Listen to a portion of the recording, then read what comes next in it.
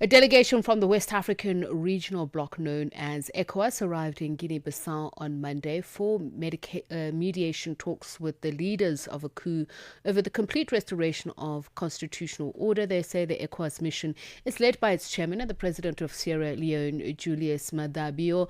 They arrived as a military government which seized power last Wednesday, banned all demonstrations, strikes and activities regarded as a threat to peace and stability. With the streets heavily patrolled, political leaders sidelined and regional pressure mounting, all eyes are now on what ECOWAS will demand and how the military authorities will respond. We're joined now by Professor Jose Pavia, an international relations expert from Lisbon in Portugal. A very good evening to you, Professor, and thank you so much for speaking to us. So, what are your thoughts? So what is the expected tone and also environment under which these talks will take place, and what do you think is the anticipated response? Hello, good evening to you and everybody. I have to say that the situation is still very confusing.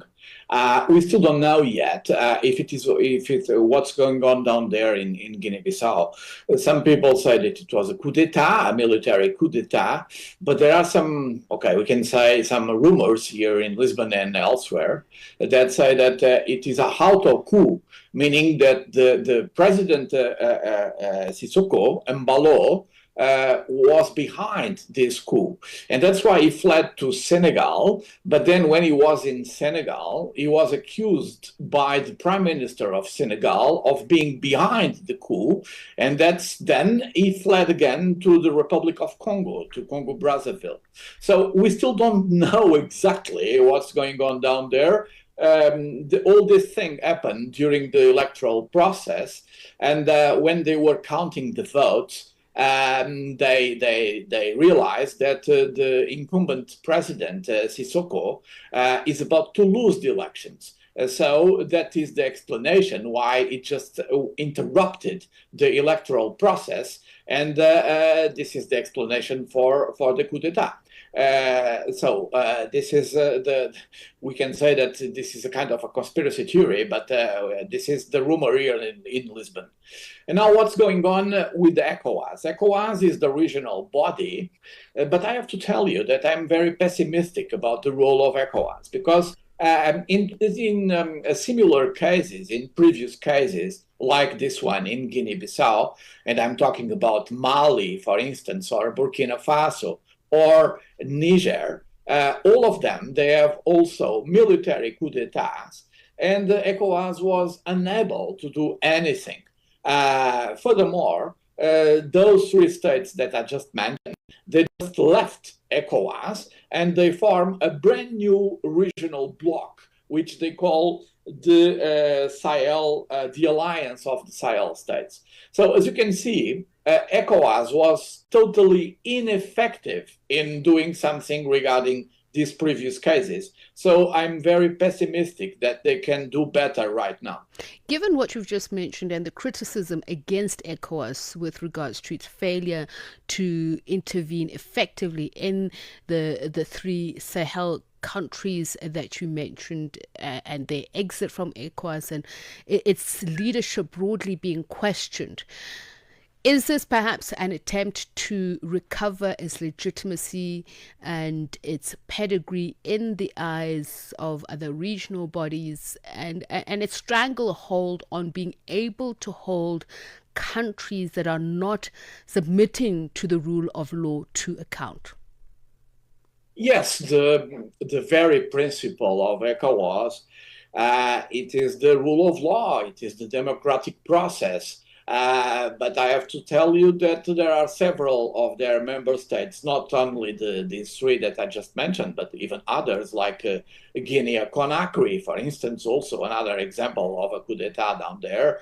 And even in Guinea-Bissau, in previous times, there were another unconstitutional coups, and the role of ECOWAS was not very effective. So let's see what they can do right now. There are some people in Guinea-Bissau that are calling for an ECOWAS intervention I have to tell you that in the past there was an ECOWAS intervention with Nigerian troops, for instance, and Senegal troops also. But in the end of the day, they achieve almost nothing because the instability has continued, and it was a failure, if you want to say like this. So let's see what's going on this time. Hopefully they can do better than the previous times. But I have to tell you that I'm very pessimistic about what they can achieve regarding the previous examples that I just mentioned. So if ECOWAS marches in there, and I use that metaphorically, and makes demands on the junta there, what influence could they possibly have to raise the carrot and stick, as in to exert their power and influence? Well, they can do what they have done before in the past. They can apply sanctions, for instance. They can apply political and economic sanctions. I have to tell you that Guinea-Bissau is already suspended from the African Union and also from ECOWAS. Also, they can menace with a military intervention, but I don't think they are able to do it right now, because that could increase the chances of a civil war in the country, and nobody wants that. So let's see what's going to happen here with this junta, this military junta. But I'm afraid that some people say that they have the support of some members of the former Wagner group, which is called right now the Africa Corps, which is a similar situation as it had happened in Mali, Burkina Faso, and Niger. So let's see if Guinea-Bissau is not going to be the fourth country in the region where this thing could happen. All right. Thank you so much for your time, and much appreciated, Professor Jose Pavia, International Relations Expert in Lisbon in Portugal.